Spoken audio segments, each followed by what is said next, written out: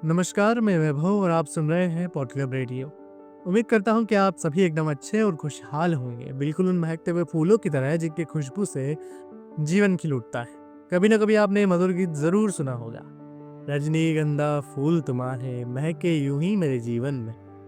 और शायद अब आप समझ गए होंगे कि आज हम किस किताब की चर्चा करने वाली। लेकिन यह सिर्फ एक किताब की समीक्षा नहीं होगी, बल्कि एक कहानी का जादुई अनुभव हो सकता है आपके लिए।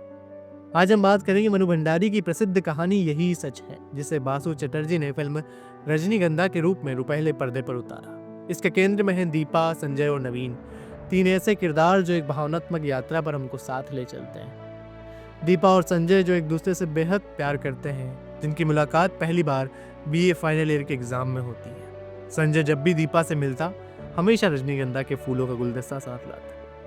दीपा अपनी थीसिस पूरी कर रही होती है और इसी बीच उसे बम्बई में एक टीचिंग इंटरव्यू के लिए बुलाया जाता है। जब वह स्टेशन पर पहुंचती है तो सामने खड़ा होता है उसका बहुत पुराना प्यार, पहला प्यार, नवीन, जिससे एक छोटी सी बात पर हुए झगड़े के बाद उसका रिश्ता टूट गया था।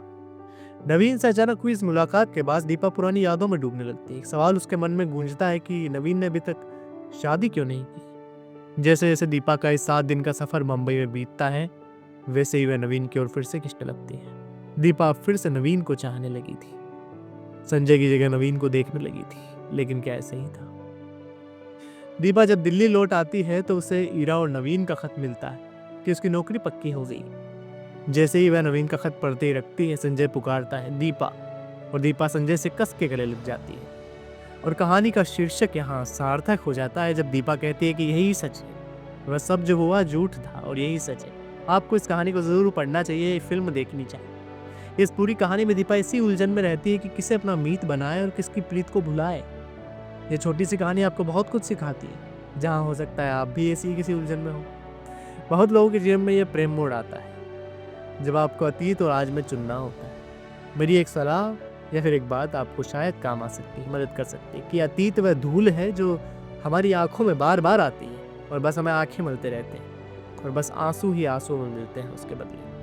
उम्मीद करता हूँ कि आपने मेरी बातों पर गौर किया होगा। आप अपने विचार और सुझाव हमें भेज सकते हैं।